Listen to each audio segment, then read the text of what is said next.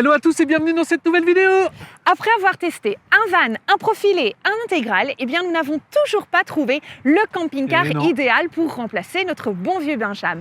Heureusement, malgré le fait que nous ayons déjà une promesse d'achat, nous sommes toujours propriétaires de notre camping-car et ça nous a sauvés parce que nous avions un rendez-vous très important qui nous tient fort à cœur, que nous ne pouvions pas manquer et pour lequel nous avions absolument besoin d'un camping-car. Et oui, on a rendez-vous avec une famille que vous avez peut-être déjà vue sur cette chaîne, une famille également avec 3 enfants comme nous. On les a rencontrés dans 3 pays différents, si vous avez suivi toutes nos aventures depuis le début. Mais bon, on va pas trop vous en dire plus. C'est déjà pas mal, peut-être avez-vous déjà deviné. En tout cas, petit indice supplémentaire, ils ont 3 enfants comme nous. Je viens de le dire, Virginie. Ah oui? Ah ben oui.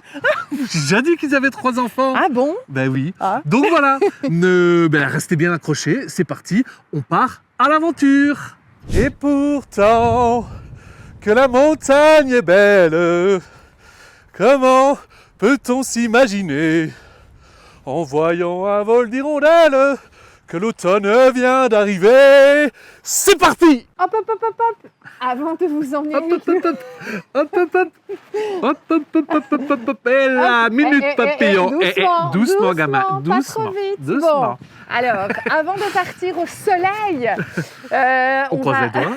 Oui, on va d'abord rester sous le beau soleil belge d'abord et vous emmener dans un endroit que vous reconnaissez peut-être. Nous avions vraiment super envie de vous montrer quelque chose qu'on n'a pas forcément l'habitude de voir parce que pour ceux qui aiment les livres, pour ceux qui aiment lire et qui aiment surtout les livres en papier, qui aiment le contact avec cet objet un peu particulier, eh bien, peut-être que vous vous êtes déjà demandé, mais finalement, comment est-ce que ça fonctionne? Quel est le chemin du livre avant qu'il atterrisse entre vos mains? Je te pose la question, quel est le chemin du livre, Virginie? Voilà. Comment est-il fabriqué? Exactement, c'est une très bonne question à laquelle nous allons répondre en vous emmenant avec nous dans les coulisses du livre en papier, donc l'imprimerie qui a imprimé mon livre Triple Positive. Parce que ce n'est pas la première impression, vu les nombreuses commandes qu'on a reçues, notamment... Vu le succès planétaire, interplanétaire même. Il paraît que sur d'autres planètes, on parle déjà de Triple Positive. Oui, mais doucement, parce que la livraison, c'est compliqué. Parce que bon, ces gens-là, ils travaillent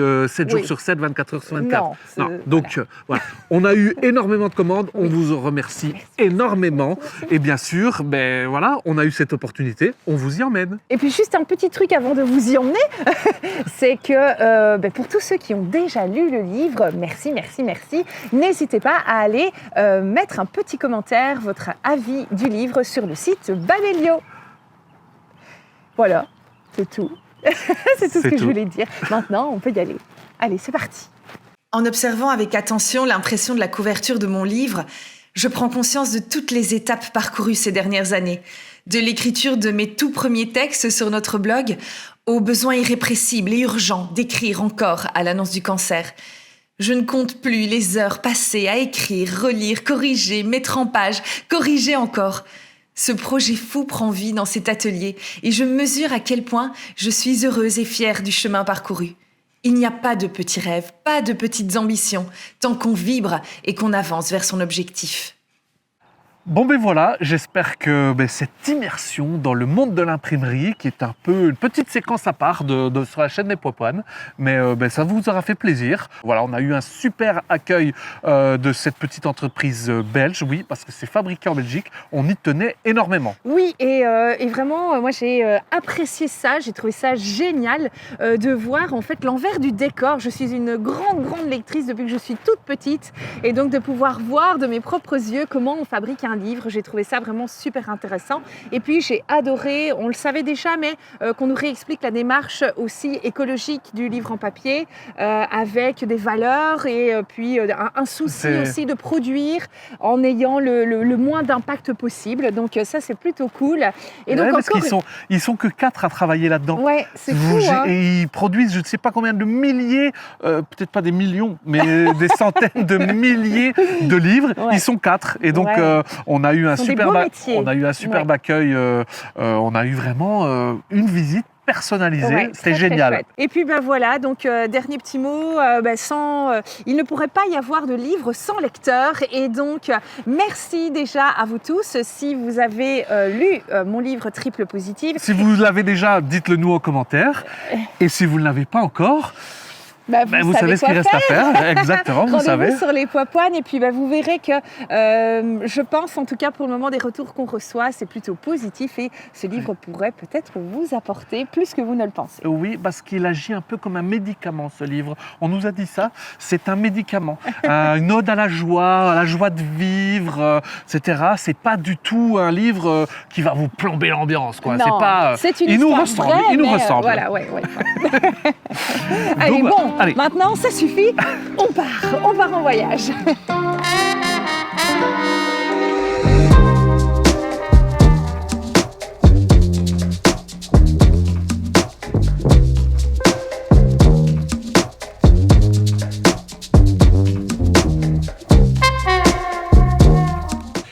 Hello les amis, première étape de notre road trip dans le sud de la France. Alors on est garé ici sur un énorme parking. J'ai envie de dire que c'est le parking idéal. Idéal, oui. Alors peut-être que vous avez deviné où on est. Je vais vous le dire après. Mais en tout cas, mon humeur et peut-être celle de Virginie.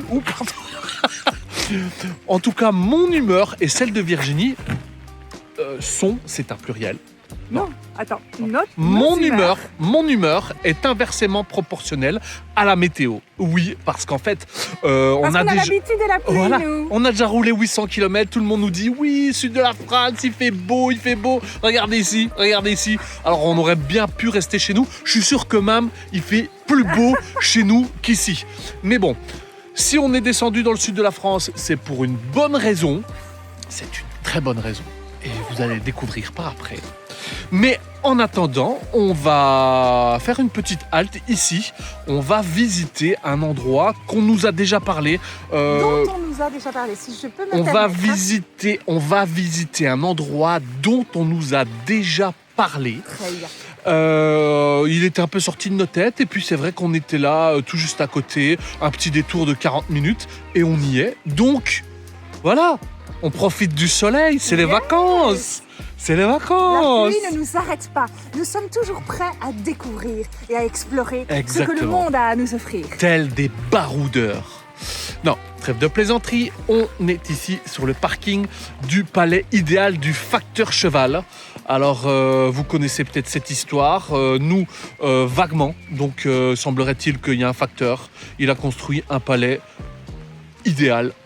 Petit il s'appelait- à petit, il a et s'appelait- agrémenté son palais. Voilà. Et puis, il s'appelait Cheval. Donc, voilà, on va aller voir ça. Ça a l'air sympathique. Et puis, voilà. Allez, go, parce qu'il pleut. Laissons-nous aller, laissons-nous vivre.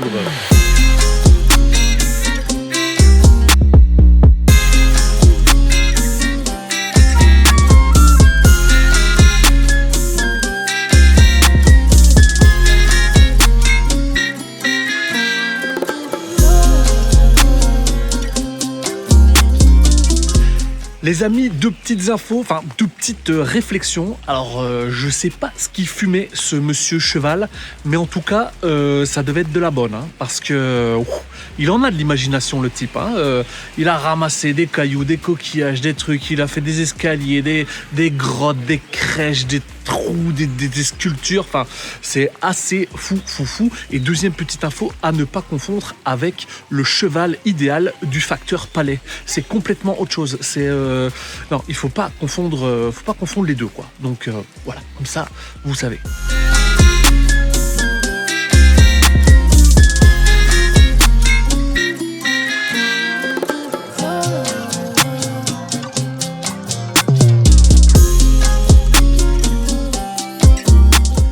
Oh les amis, c'est tout un concept, hein, ce palais. C'est un vrai labyrinthe. Il y a des petits passages, il y a des pierres partout, il y a des inscriptions. C'est vraiment assez insolite pour le coup. Ça, on ne peut pas lui retirer. C'est très très insolite. Je fais attention où je mets mes pieds parce que il y a plein de petits passages. Le mec était bien dans son monde et moi, à la première vue comme ça, j'ai tout de suite pensé à la Sagrada Familia à Barcelone. Ça me fait penser un peu à ça. C'est plein de styles différents. Alors ici, il s'est même pas inspiré d'un style en particulier. Mais voilà, ça m'a fait penser à ça. Et ça m'a fait aussi penser, avec toute la végétation qu'il y a autour, on aurait dit un palais asiatique, etc.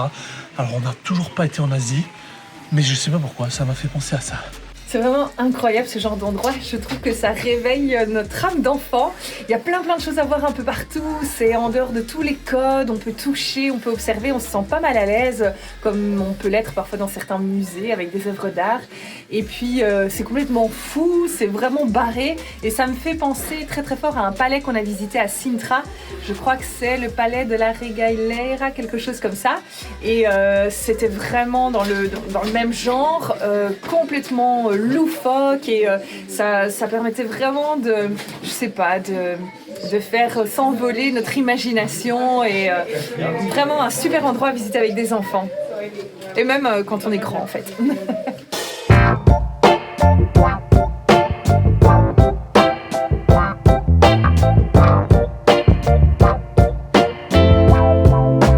Il pleut comme vache qui pisse les amis, ça gâche un peu le truc. À mon avis on va pas rester 2 heures non plus. Tout ce que j'ai vu c'est qu'il y a un petit musée là-bas et il est à l'abri, donc voilà, à mon avis on va terminer la visite par le musée pour se mettre un peu à l'abri parce que là c'est vraiment le déluge.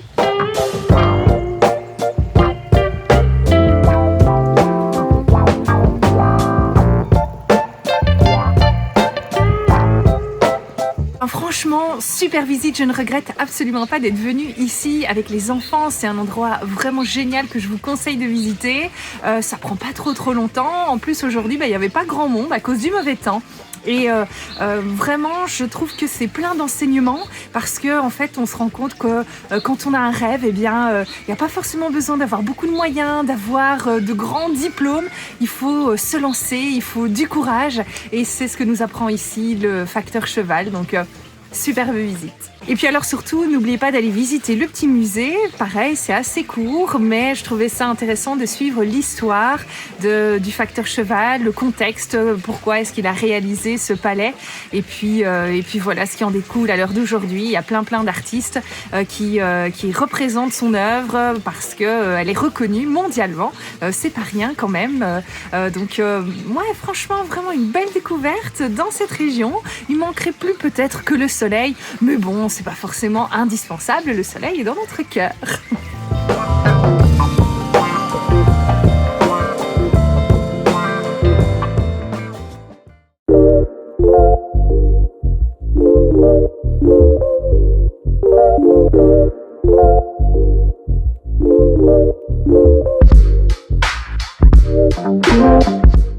Nous sommes en compagnie de En route mauvaise troupe. Si vous ne l'aviez pas deviné, on a rejoint Benoît, Marie-Laure et leurs enfants.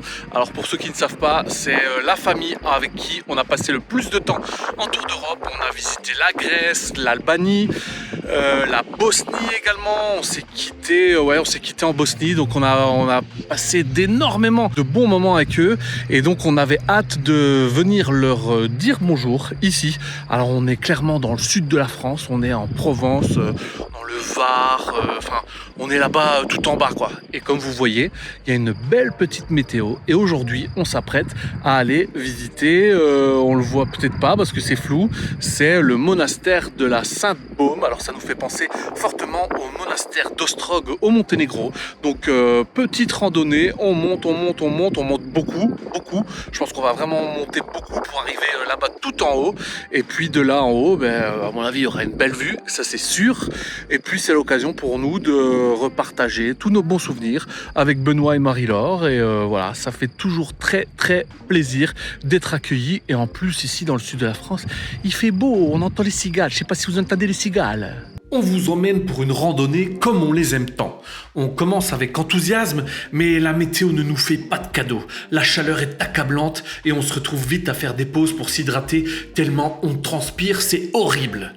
Pour vous donner une idée de la température, on a même croisé un Norvég qui se baladait tranquillement sous nos pieds. Oui, un Norvég. Non, pas un Orval. Ça m'aurait bien plu, mais on n'est pas encore arrivé à la fin de la randonnée.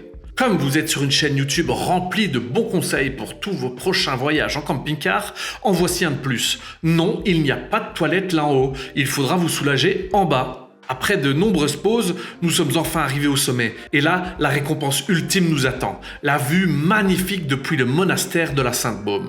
Le monastère de la Sainte-Baume est un lieu chargé d'histoire. Fondé au XIIIe siècle, il est niché au cœur d'un massif rocheux impressionnant. La légende dit que Marie-Madeleine, en personne, aurait passé les dernières années de sa vie dans cette grotte, ce qui en fait un lieu de pèlerinage depuis des siècles et des siècles.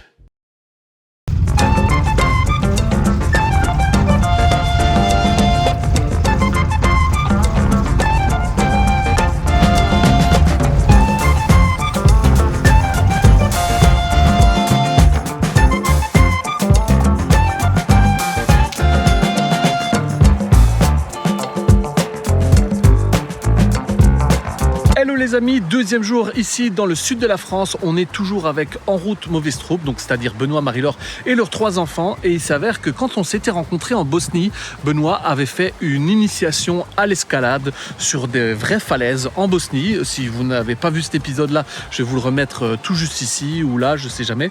En tout cas, voilà, Victor avait eu un cours d'initiation, ça lui avait bien plu. Et durant 1 an, il s'est inscrit au cours d'escalade dans une salle en Belgique. Et donc ici, c'est l'occasion déjà de se retrouver, de passer un bon moment ensemble. Et la région est propice à faire de l'escalade sur des vraies falaises. Et donc, on a pris tout le matériel nécessaire et on va un peu vérifier si Victor a progressé en escalade. Il s'était déjà très très bien débrouillé en Bosnie, mais ici, il s'avère que voilà, il est encore plus confiant. Il a son propre matériel, donc c'est plutôt cool. Et pour la petite info, on est dans un site super naturel. La petite rivière, les falaises sont là, c'est super, il n'y a pas un bruit. Petit conseil quand on voyage en camping-car, en fait les Français et les Belges, on a des créneaux de vacances parfois un peu différents en fonction des zones, etc. Et en fonction des zones, vous avez plus ou moins d'affluence. Et donc on peut en profiter. Ici en tout cas, il n'y a pas grand monde. Il semblerait qu'ici en été, ce soit fort prisé. Déjà par la chaleur, les gens viennent chercher la fraîcheur près des rivières. Mais franchement, ici on est très très cool, on profite un max.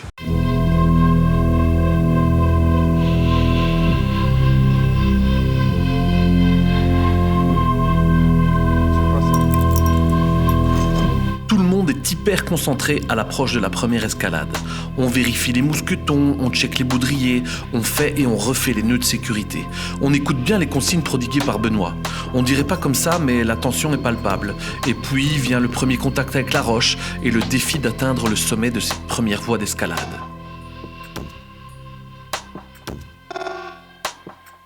Attends, mets-toi bien d'abord, mets-toi bien. Bon les amis, il semblerait que la première falaise était beaucoup trop facile. Et donc on a changé de falaise pour encore plus dur. Parce que là, ça allait pas. C'était déjà vertical. Maintenant, on va aller comme ça. Tellement ils veulent de l'adrénaline, quoi, ces gens-là. Moi, j'en veux pas. Bon, la différence par rapport à la première falaise, c'est qu'ici, ce sera Victor qui est comme ouvreur. Donc, en fait, il faut toujours un ouvreur pour éclairer la piste, on va dire ça. Et puis, c'est lui qui doit mettre les dégaines à chaque piton. Et puis, une fois qu'il arrive en haut, il passe la corde. Et puis là, on peut enchaîner les autres grimpeurs. Donc, c'est une nouvelle technique. J'y comprends pas grand-chose. Je m'assure que tout soit fait dans les règles de l'art, alors que j'ai aucun prérequis en escalade. Mais je regarde que les nœuds soient bien solides et c'est tout ce que je peux faire. Donc voilà, je suis désemparé. J'espère que tout va bien se passer.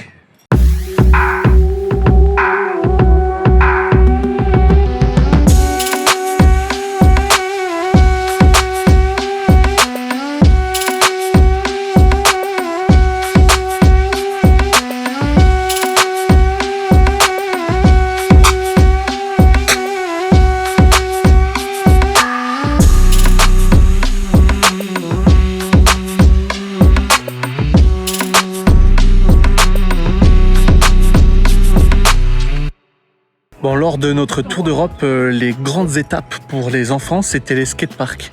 Ici, il semblerait qu'ils aient délaissé leur passion pour les skateboards, trottinettes, etc. Et Victor nous a demandé pour que quand on aille en Norvège, en Scandinavie, qu'il puisse prendre son matériel d'escalade. Et donc, c'est moi qui vais devoir l'assurer. Donc, je vais me former à l'assurance d'escaladeur. Et voilà, on espère que on pourra découvrir des nouveaux endroits comme ça en Norvège grâce aux compétences de grimpe de Victor et moi d'assurance. Donc voilà, on va toujours commencer par acheter une corde. Je pense que c'est la bonne première étape. Je pense. Dites-moi si une corde est vraiment nécessaire quand on fait de l'escalade, mais semblerait. Il est déjà temps de quitter nos amis. Nous repartons remplis de nouveaux souvenirs de ces super moments passés ensemble, en sachant que ce n'est qu'un au revoir et que nous nous retrouverons bientôt.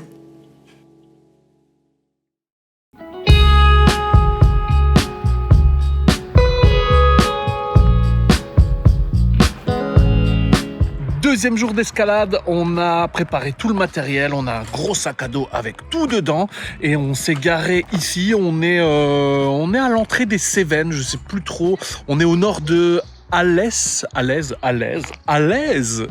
Je sais pas trop comment on prononce, mais c'est Alès, A-L-E-S. Donc voilà, on a trouvé ici un site d'escalade plutôt incroyable puisqu'il semblerait qu'il y ait plus de 400 voies à escalader. Alors bien sûr, on va pas toutes les faire, on va prendre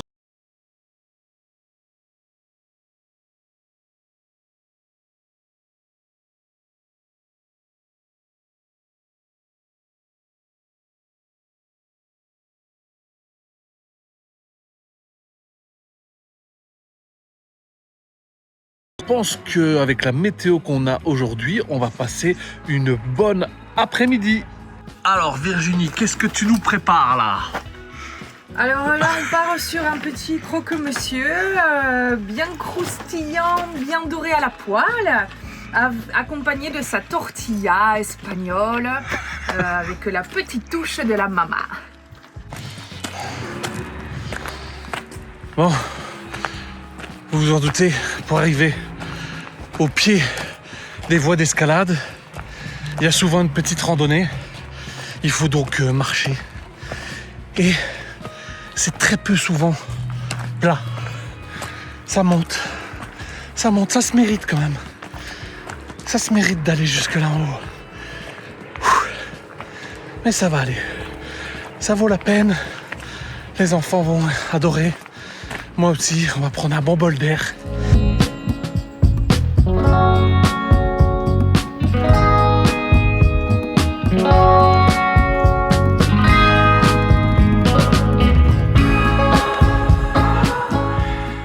Alors nous, on a décidé de commencer justement par l'initiation parce qu'on n'est pas du tout professionnel et que ça nous semble correct de commencer par là. Hein Célestine? Bon, je vais vous montrer comment ça se passe. On vient d'arriver ici sur le secteur. Alors peut-être que vous faites déjà de l'escalade, peut-être que pas, mais je pense que ça pourrait être intéressant de savoir un peu comment on en est arrivé là. Alors ici, on est sur un secteur d'initiation, comme je vous l'ai montré, et les cotations des pistes, c'est entre, donc ça va du plus petit, 1 jusqu'à 8. Alors 1, c'est horizontal, il n'y a pas d'escalade. Donc on commence ici avec une 3B, je pense. Donc en fait, à chaque numéro, vous avez une lettre à côté, A, B, C, pour aller de plus en plus dur. Donc on va de 3A jusqu'à 3C, puis 4A, 4C, etc., jusqu'à des 8C, voire parfois même des 9 qui sont quasi infaisables. En tout cas, il faut vraiment être un escaladeur averti et c'est pas du tout le cas pour nous. Donc ici, on est sur un secteur d'initiation. On va du 3B à du 5A, je pense. Donc voilà, c'est cool pour nous, c'est très très bien. En fait, ce qui est dingue, c'est que c'est un petit peu comme pour le camping-car. On était complètement expérimentés. Inexpérimenté. On était complètement inexpérimentés dans le domaine du camping-car il y a 3 ans. Et puis pour l'escalade, c'est un petit peu pareil, sauf Victor qui prend des cours en salle déjà depuis 2 ans. Et puis les petites initiations qu'on a eu l'occasion de faire avec nos amis dans Route Mauvaise Troupe. Ce que je veux dire par là, c'est que en fait, on n'a que les seules barrières qu'on a, c'est celles qu'on se met. Jamais on n'aurait pensé se retrouver ici sur un site d'escalade. C'est ça. Moi, je suis pas une grande sportive. Vous savez en plus ce que je traverse en ce moment. Donc voilà. Et puis pourtant, malgré ça, il y a moyen quand on est motivé. Alors il faut le bon matériel. Ça, c'est évidemment indispensable. Il faut bien se renseigner. Il faut lire des articles, regarder des vidéos. Et puis surtout, peut-être au départ, se faire accompagner. Comme nous, c'était le cas de Benoît dans Route Mauvaise Troupe. Et puis bien sûr, on a Victor avec nous. Ça nous rassure énormément. Et puis choisir les bons endroits. Et à un moment donné, faut se lancer. Il n'y a pas le choix. Et puis on avance à son rythme. Et si on accroche, il y a tout un monde qui s'ouvre à nous. Exactement. Et si pas, on aura testé, on aura essayé. Et c'est ça qu'on veut montrer à nos enfants. Et puis en fait, au final, on se rend compte que le dépassement de soi, c'est quelque chose auquel on devient vite accro. Et ça peut vraiment faire du bien. Et encore une fois, je le redis, surtout quand on traverse une épreuve difficile, parfois, oser faire des choses un peu folles, aller un peu au-delà de ses limites, mais toujours bien sûr en faisant attention à sa santé, en prenant conseil auprès des médecins si nécessaire. Mais ça fait tellement du bien au mental et au corps aussi.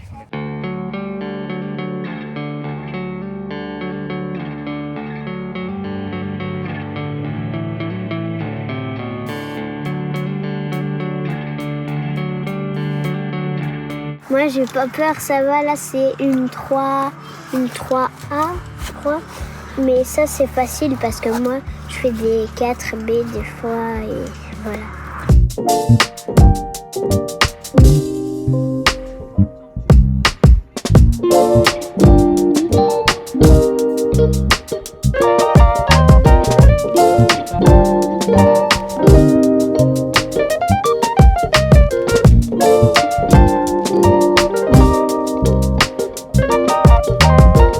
On est de retour à Benjamin après cette deuxième journée d'escalade épuisante. Et maintenant, Virginie, je sais pas, elle nous concocte quelque chose. On va se diriger vers un village qu'elle a repéré. Et puis, je l'ai entendu téléphoner, réserver, tout ça, des trucs. C'est un peu chelou, quoi. Mais voilà, je la laisse faire. Celle qui a le programme dans ses mains. Donc, voilà, moi, je conduis. C'est tout ce que je dois faire et c'est déjà pas mal. Donc voilà, j'ai hâte de savoir ce qu'elle nous a réservé comme petite surprise.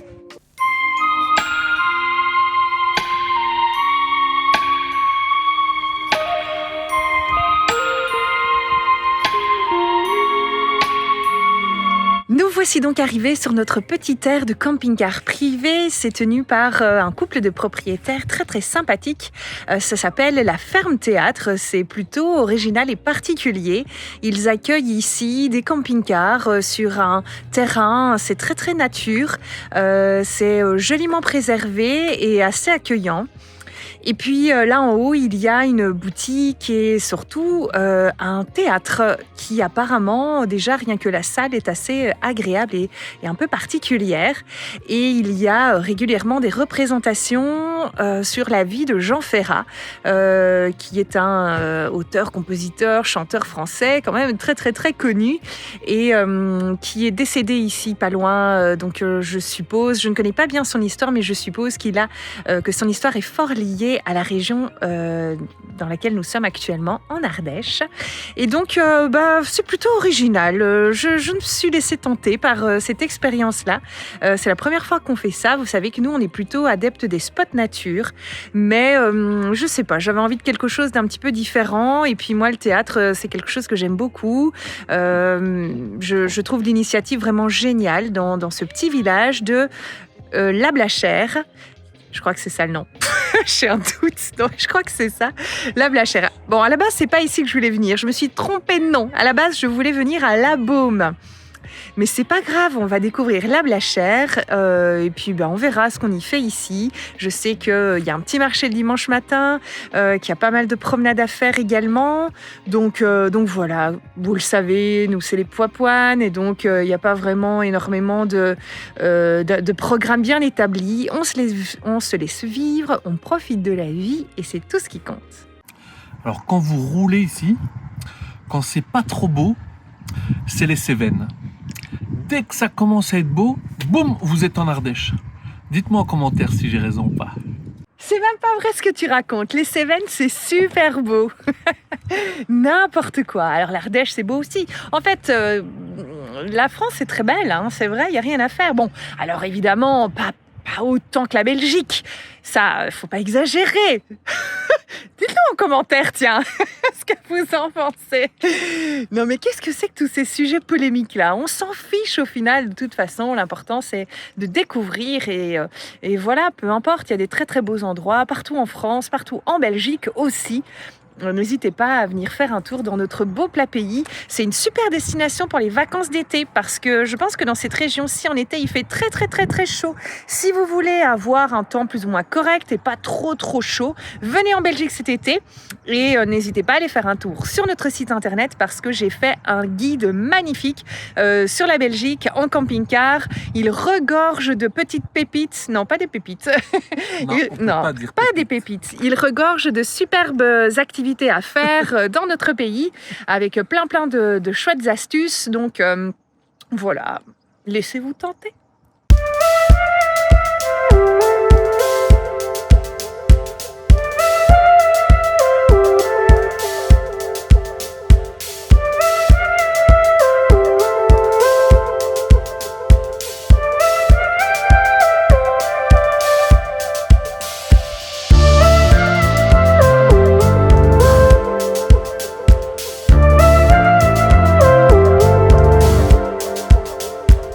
On a passé une chouette soirée ici en famille à la Ferme Théâtre à Notre-Dame de la Blachère. On a assisté hier soir à un spectacle sur la vie de Jean Ferrat. C'était vraiment très très intéressant. On a écouté des chouettes chansons, on a appris des choses, on a rigolé aussi. Vraiment très agréable. Et puis ce matin, nous sommes allés faire un petit tour au marché de la Blachère. C'est toujours gai de se balader entre les étals, de faire des petits achats de produits locaux, du bon fromage, du saucisson, des fruits. C'est vraiment le genre de choses qu'on apprécie beaucoup. Et puis voilà, il est maintenant temps de remonter dans Benjam et de reprendre notre route. Bon, même au fin fond de l'Ardèche, on trouve une bonne bière. Et ça fait plaisir. Les Ardéchois savent comment me rendre heureux. Allez, santé.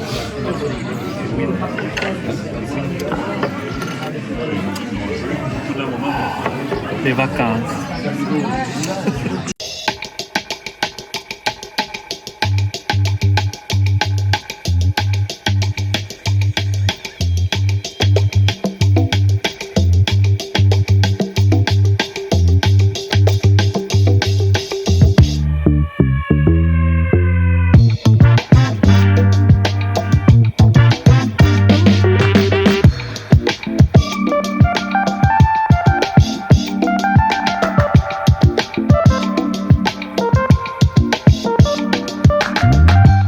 Me voilà partie, donc c'est le moment de dire au revoir à tout le monde et c'est le moment de la séparation. Et oui, c'est pas facile de dire au revoir aux enfants, à Vincent, de se séparer, de laisser Benjam. Mais il est temps pour moi de partir pour faire ma propre aventure. Bon, ça va, je pars pas trop longtemps et pas trop loin non plus. Je m'en vais 4 jours pour faire un petit bout du chemin de Saint-Jacques-de-Compostelle. Et oui, c'est mon gros défi parce que forcément, vous le savez, après l'épreuve que j'ai traversée cette année, faire ce chemin de Saint-Jacques, c'est pas forcément évident pour moi, mais ça me tenait vraiment à cœur. Et donc en plus de le faire avec ma belle-mère et ma belle-sœur, je pense que ce sera quelque chose qui va nous rapprocher encore plus fort et dont on se souviendra très très longtemps. Et donc voilà, je vais prendre le temps aussi pendant ces 4 journées de prendre du temps pour moi tout simplement. Et puis je filmerai peut-être un petit peu quand même pour vous expliquer comment ça fonctionne. Mais le but évidemment il est aussi de se déconnecter et de vivre pleinement cette expérience un petit peu particulière. Marcher sur le chemin de Saint-Jacques-de-Compostelle, c'est un vieux rêve que je réalise enfin. J'avais hâte de fouler ces sentiers, de sentir l'atmosphère particulière qui y règne. C'est au Puy-en-Velay en Auvergne que démarre la fameuse voie Podiensis, considérée comme le plus ancien chemin vers Compostelle en France. Nous entamons notre petit périple qui nous mènera dans 4 jours à Aumont-Aubrac. C'est donc ici que nos chemins se séparent. Et oui, pendant 4 jours, Vincent partira de son côté avec les enfants et Benjamin. À chacun son pèlerinage. Je me demande déjà qui en reviendra le plus fatigué. Mais je suis certaine que lui comme moi, nous reviendrons enrichis de cette expérience. Avant de commencer le pèlerinage de Saint-Jacques-de-Compostelle, au départ ici du Puy-en-Velay, il est de tradition tout d'abord d'aller à la messe des pèlerins qui a lieu le matin à 7h, ici dans la cathédrale Notre-Dame du Puy. C'est l'occasion d'assister à une messe un petit peu spéciale en l'honneur des pèlerins qui vont commencer le chemin. Et puis, finalement, peu importe ses croyances, que l'on soit catholique ou pas, on y transmet des messages assez positifs et on explique que le chemin, c'est un petit peu comme la vie. Il y a des hauts et des bas et qu'en tout cas, on le parcourt pour découvrir le sens de son existence. Il y a une autre particularité dans cette cathédrale, ce sont les grilles ici qui, à la fin de la messe des pèlerins, se relèvent et permettent d'accéder à un énorme escalier en pierre et c'est de là que commence le chemin de Saint-Jacques-de-Compostelle. Alors je viens de me rappeler qu'en fait j'ai une autre anecdote qui est quand même peut-être finalement un petit peu plus croustillante et plus insolite par rapport à Vincent. Eh bien sachez que quand Vincent était petit, il a fait de la dentelle au fuseau. Et oui, à l'école, il avait pris des cours de dentelle au fuseau. Et ça, franchement, ça ne s'invente pas. Alors c'est parti, premier jour sans Virginie, rien qu'avec les enfants, j'ai prévu une petite activité, une petite randonnée, ça va être très sympa, je pense que ça va leur plaire. On a dormi ici sur ce spot, je ne sais pas si vous voyez mais panorama incroyable, bien que la météo n'est pas comme elle devrait être, mais bon c'est comme ça, on fait avec. Alors c'est parti, on est en direction de la cascade de la Baume, c'est exactement le même Baume que Saint-Maximin de la Sainte-Baume et le monastère de la Baume qu'on a été voir et en fait je me suis renseigné et en fait Baume ça vient, c'est un petit mot provençal et ça veut dire en fait une grotte en hauteur, un petit refuge comme ça sous les rochers et donc il semblerait que ici il y ait une baume et donc d'où sort une cascade. Donc j'adore les cascades, je pourrais ouvrir une chaîne YouTube rien que sur ma passion pour les cascades. Alors je ne sais pas si ça intéresserait beaucoup mais voilà, moi j'adore visiter les cascades, ça me fascine et semblerait-il que celle-ci, en plus, vu la météo de ces derniers jours, elle est bien fournie en débit. Donc voilà, je suis ici avec Célestine, Édouard et Victor traînent un peu derrière. Mais voilà, on est parti. Le chemin est assez... on est déjà dans une petite cascade, hein, je vous montre. Alors ce qui est marrant, c'est que de là où on a dormi sur le parking, eh bien on entendait la cascade. Donc c'était pas silence total, mais toute la nuit, un petit bruit de cascade comme ça, au loin. C'était plutôt agréable. Et donc, ouais, je me dis quand même que si je l'entendais depuis le parking, c'est que ça doit pas être une petite cascade, quoi. Donc voilà, il y a un petit chemin balisé, tranquille. Il fait pas trop dégueu. Alors semblerait-il qu'il va pleuvoir dans 1 heure. Donc on en profite. Pas oublier que voilà, je suis tout seul avec les 3 enfants. Et c'est ma mission aujourd'hui, c'est de les faire sortir de leur grotte. Leur grotte, c'est le camping-car, parce que si je les écoutais rien qu'eux, eh ben voilà, on resterait dans le camping-car. Et voilà, iPad, téléphone, etc. Et c'est pas le but. Bon, c'est pas très long. On a marché même pas 10 minutes, je pense. On arrive ici sur une petite plateforme avec une vue incroyable sur la cascade. Je vous montre les images, c'est joli, il n'y a personne, donc en plus de ça, c'est épique.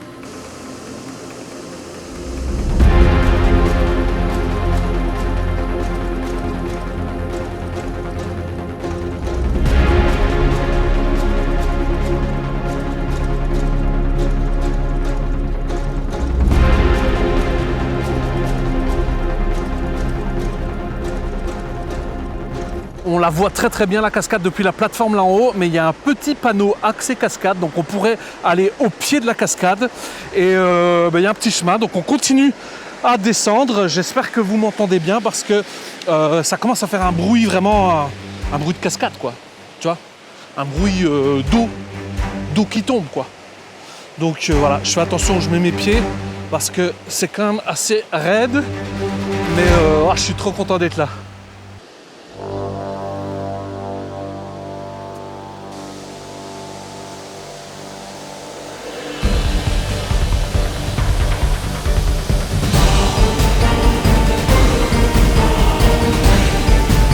J'espère que vous m'entendez parce que là il y a du gros débit. Je sais pas si vous voyez, ça tombe de quoi du 20, 30 mètres, je sais pas trop. Mais en tout cas, ça dépote.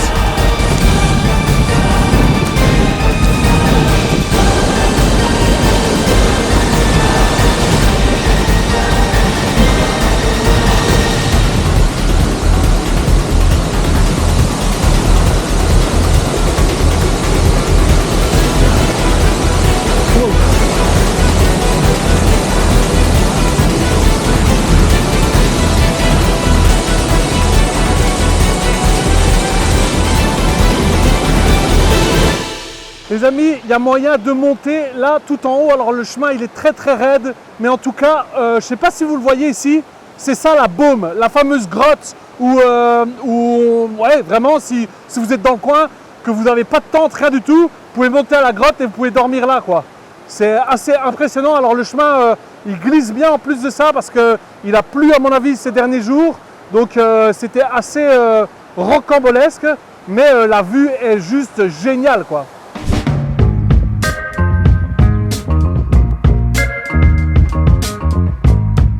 Eh bien ça y est, nous voilà partis pour la première étape de notre pèlerinage en partant du Puy-en-Velay tôt ce matin et nous avons 26 km à parcourir en passant par Saint-Christophe pour arriver à Saint-Privat sur Allier. La première côte est assez costaude pour sortir du Puy-en-Velay en fait, mais après le chemin est très agréable, très légèrement vallonné, donc tout à fait accessible. Et voilà, on a de la chance parce qu'il ne pleut pas ce matin. On a même de temps en temps des petits rayons de soleil, même s'il ne fait pas très chaud. Et on avance gaiement. C'est plutôt fun comme aventure et émouvant. Donc c'est chouette, c'est parti pour cette première journée d'étape sur le chemin de Saint-Jacques.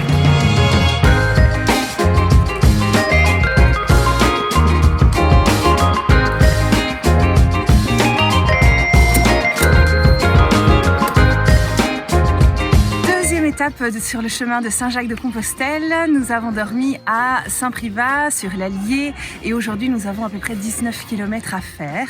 Ce sera une étape assez costaud parce qu'on prévoit environ 7 heures, donc il va y avoir du dénivelé, mais franchement je me sens plutôt en forme, j'ai bien dormi, j'ai pas trop mal partout, donc le moral est super bon. On a fait des très belles rencontres hier au gîte, c'est pour le moment une aventure vraiment incroyable qui nous donne envie de continuer. On pense déjà à la suite alors qu'on n'a même pas encore fini, mais du coup c'est plutôt un bon présage je pense. Donc voilà, on tire déjà plein d'enseignements de cette première étape et on est parti pour la deuxième du jour.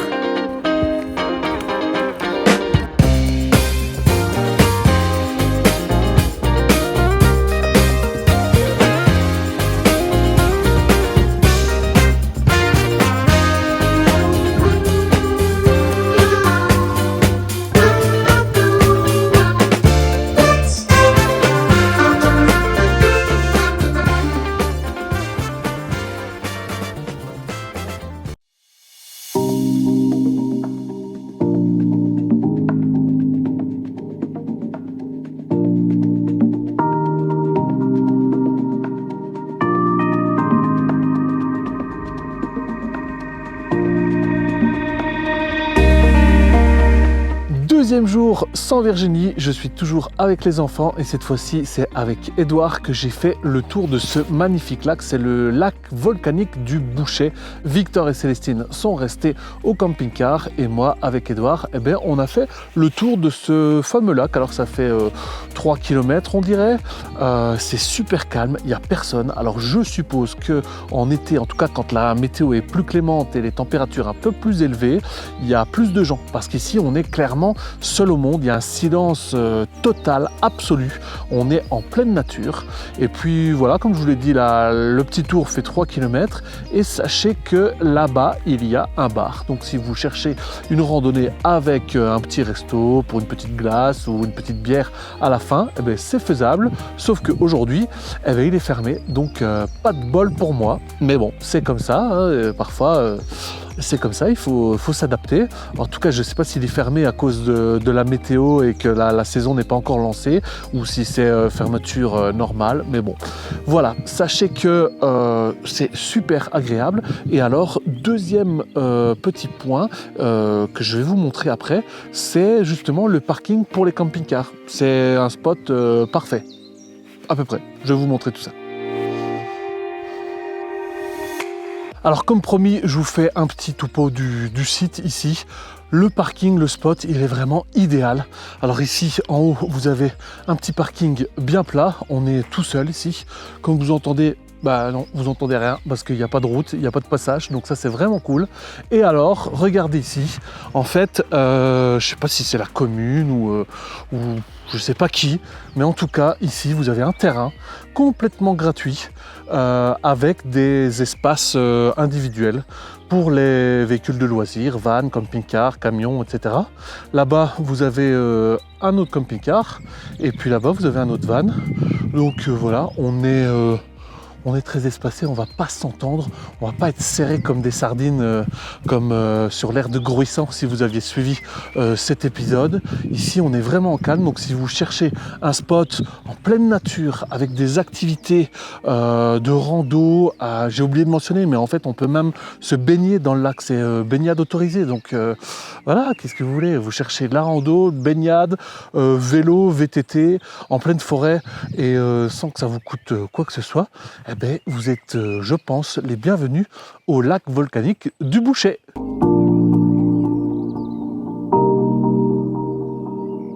Ah oui, j'ai oublié aussi de vous le mentionner, mais ici, tout juste à côté, vous avez un genre de site où il y a des toilettes et il y a de l'eau. Donc voilà, que demander de plus? À part l'électricité, mais normalement, vous avez le soleil, panneaux solaires, électricité. Donc vous êtes en totale autonomie.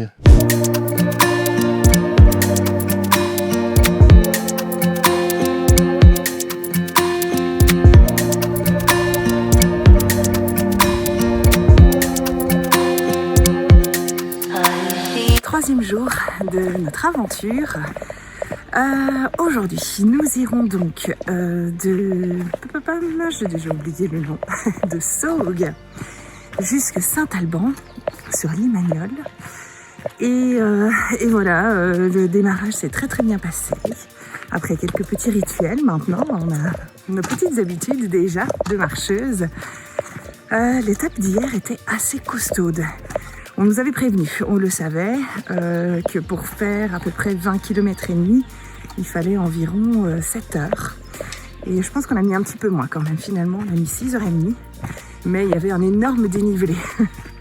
Cela dit, les paysages étaient somptueux, et puis c'était vraiment l'occasion de se dépasser, ça procure des sensations assez fortes. Nous voici donc pour cette troisième journée, en plus le bon temps va être avec nous et ça c'est plutôt agréable, même si les muscles sont encore un petit peu endoloris. Le démarrage est très très agréable. On est parti plus tôt parce qu'aujourd'hui on doit marcher, alors c'est pas trop, entre 28 et 33 km. Donc on s'est dit qu'on partirait plus tôt, il y a plus de marcheuses. Je dis de marcheuses parce qu'il y a beaucoup de femmes. Il y a des marcheurs aussi, mais on est essentiellement entouré de femmes, de pèlerines comme nous, qui partent de bon matin sur les chemins de Saint-Jacques-de-Compostelle.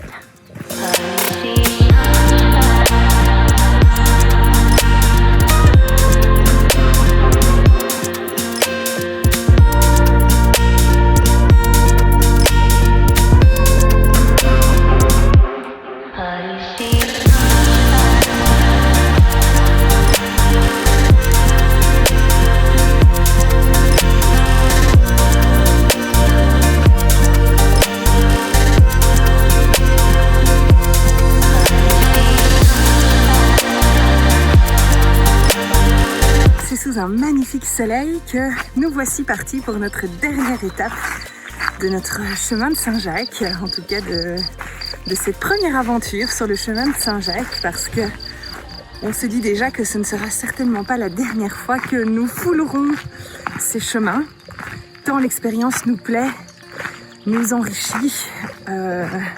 Alors c'est pas encore l'heure du bilan, parce qu'il reste encore une étape, et non des moindres. Même si je pense quand même que dans la difficulté, la technicité, la deuxième étape était la plus difficile. Hier, elle l'était moins, mais par contre, elle était très très longue, puisqu'on a marché presque 30 km avec des muscles très très endoloris et déjà pas mal de fatigue accumulée. Donc, mais c'est finalement l'étape que j'ai préférée. Dans la beauté des paysages, le calme, la nature, c'était... et les pauses, les superbes pauses qu'on a pu faire, les rencontres. Oui, vraiment, c'était une journée parfaite. Ah, me voici arrivée devant un petit piège. Ouf, voilà, je suis passée sans trop d'encombre. Et donc hier, vraiment magnifique étape. Je pense aussi qu'on commence à s'habituer à avoir nos rythmes, nos rituels, nos habitudes, à mieux comprendre aussi comment fonctionne notre corps et quels sont les endroits dont on doit prendre plus soin. Bref, on est en fait beaucoup plus à l'écoute de soi-même, et ça c'est tellement important. Et donc aujourd'hui, nous voici partis de l'Effort. Nous allons passer par Saint-Alban pour arriver à Aubon-Aubrac, c'est-à-dire à peu près 22 km. Donc normalement au niveau du dénivelé ça devrait le faire, même si on va arriver au Mont-Aubrac qui se trouve quand même à 1000 mètres d'altitude. Pour nous Belges, ce n'est pas rien, puisque notre point culminant en Belgique est à 650 à peu près. C'est le signal de Botrange. Et là je commence à avoir une crampe au bras. Voilà, donc pour le moment tout va bien. On profite et on savoure jusqu'au bout de cette magnifique expérience. On continue à s'enrichir et puis à vivre des hauts et des bas, parce que il y a parfois des douleurs, forcément. Et puis beaucoup de questionnements, beaucoup de réflexions aussi. J'ai entendu quelqu'un dire à une autre personne: vous verrez sur le chemin, toute votre vie va défiler. J'avoue que j'ai déjà pensé à beaucoup de choses, beaucoup de personnes, et ça fait du bien. Je pense que ce chemin a vraiment toute une symbolique pour moi. Allez, c'est parti, direction au Mont-Aubrac.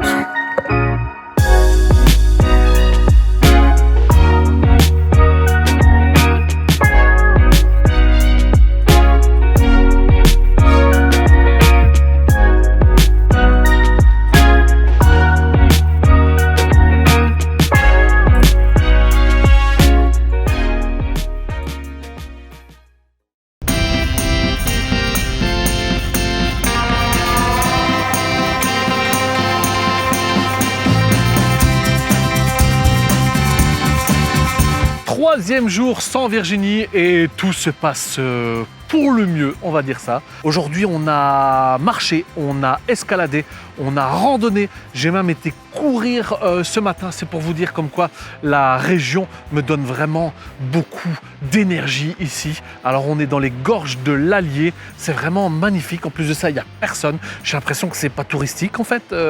On est dans une région où, peut-être les gens sont partis beaucoup plus dans le sud chercher le soleil. C'est vrai. Parce qu'ici c'est moyen, mais voilà, quand il y a une éclaircie, on se fait plaisir et c'est super beau. On est vraiment en bord de rivière, ça c'est plutôt cool. Et alors, on est dans le village de Prades. Prades, alors j'ai tout retourné, j'arrive pas à faire une blague avec le nom Prades. Non, désolé, vous n'aurez pas de blague avec ce joli nom de village. Prades, non, vraiment, aucune inspiration pour ça. Et Prades est connu pour en fait les orgues de Prades qui sont tout juste derrière moi. C'est une formation géologique assez particulière parce qu'en fait ça fait des formes dans la roche assez géométriques. C'est vraiment particulier. On a vraiment l'impression que la roche a été tirée comme ça du sol. C'est super beau. Je ne vais pas vous le cacher. Aujourd'hui, on est garé ici. Il y a un panneau que peut-être certains d'entre vous connaissent très bien. Un panneau rond avec un bord rouge, avec une petite silhouette de camping-car qui, soi-disant, interdit le camping ici, mais pas le parking. Comme vous voyez, il y a des camionnettes derrière moi.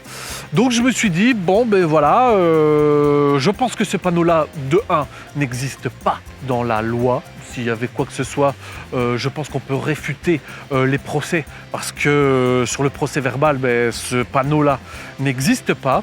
De 2, on est en hors-saison, puisque les Français ont repris l'école, alors que nous, les Belges, on a encore une semaine de vacances, donc ça c'est plutôt cool. C'est peut-être pour ça en fait qu'il y a moins de gens sur les routes et sur les spots.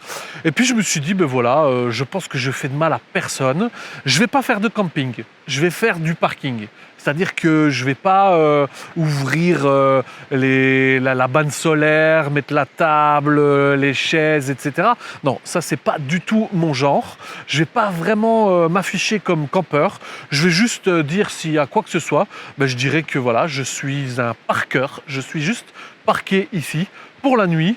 Et voilà, donc s'il n'y a pas de séquences qui suivent celle-ci demain, on va dire ça, c'est que tout se sera bien passé, je vous donnerai des nouvelles, voilà. Mais en tout cas, on entend le petit bruit de l'Allier, c'est la rivière l'Allier qui passe juste à côté. Alors il y a du kayak, il y a du canyoning, il y a du rafting, il y a toutes les possibilités de sport aquatique ici.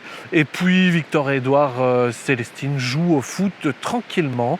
Il y avait des gens, des villageois qui jouait à petite partie de pétanque. Donc on est quand même encore un peu dans le sud, j'ai l'impression, parce que dans le nord, où est la frontière nord-sud, pour moi c'est simple, c'est quand on ne joue plus à la pétanque, on est dans le nord. Quand on est dans le sud, c'est qu'on joue à la pétanque. Et puis après, j'ai fait 400-500 mètres à pied. Et là, j'ai trouvé l'unique bar du village. Il était ouvert. Et devinez quoi ? Il y avait une bonne bière et sincèrement, elle était pression et elle n'était pas dégueu. Sincèrement, j'ai connu bien plus dégueu ici en France. Je suis désolé de dire ça. On pourrait parler du débat, oui, est-ce que la Grimbergen est une bonne bière belge ? Alors je vais mettre court au débat. Non, je vous le dis, vous pouvez venir en commentaire, vous pouvez venir sur Facebook, tout ça. Je vous le dirai clairement, Grimbergen Affligem, non, c'est pas possible. Voilà, comme ça vous avez l'avis d'un vrai Belge. Oui, c'est ça que je devais vous dire, c'est que j'ai eu Virginie en ligne. Apparemment, elle en chie. Apparemment, ça chie des barres, mais sec. Le chemin de Saint-Jacques, il ne faut pas croire que c'est tout plat, quoi. Aujourd'hui, elle m'a annoncé qu'elle avait fait 28 km avec je ne sais pas combien de dénivelé. Elle est partie à 9h, arrivée à 17h, quasi sans faire de pause. Donc voilà. Ici, je ne pense pas que ça va faire la bringue toute la nuit. Je pense qu'à 20h30, c'est dodo, merci, au revoir. Parce que demain, il y a une autre étape. Donc, je ne vais pas la déranger. Voilà, on va faire ça tranquillement. Je l'appellerai demain et puis on va se retrouver, je l'espère, à la fin de son petit trip de Saint-Jacques-de-Compostelle et elle nous dira comment ça s'est passé. J'ai hâte de savoir.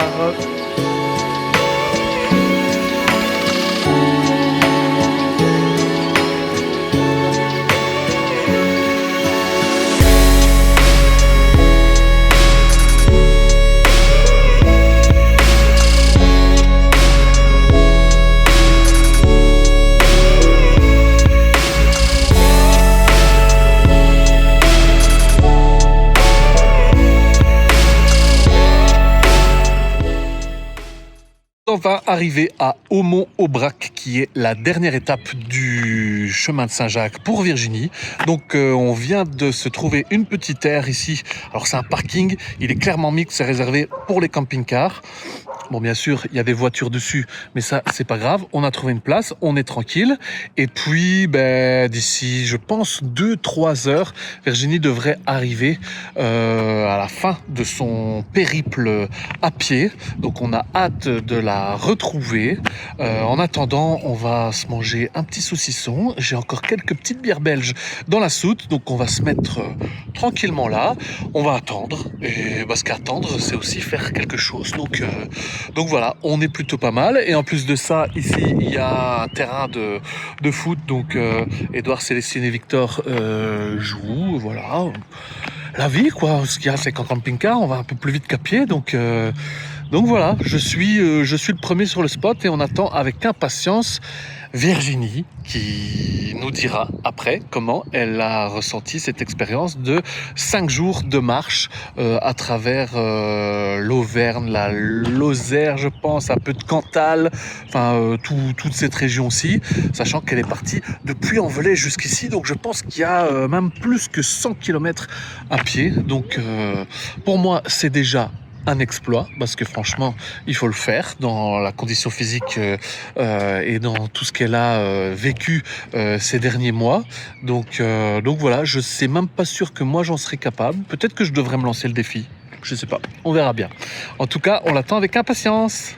Bon, on commençait un peu à s'impatienter. On a fait un apéro à rallonge en attendant qu'elles arrivent, mais voilà, toujours pas. Donc ce qu'on va faire, c'est qu'on va prendre le chemin de Saint-Jacques, mais à rebrousse chemin, et espérer les croiser. Voilà, on espère qu'on ne doit pas faire 10 km, qu'elles sont quand même dans le bon timing, mais on espère les croiser, elles devraient bientôt arriver.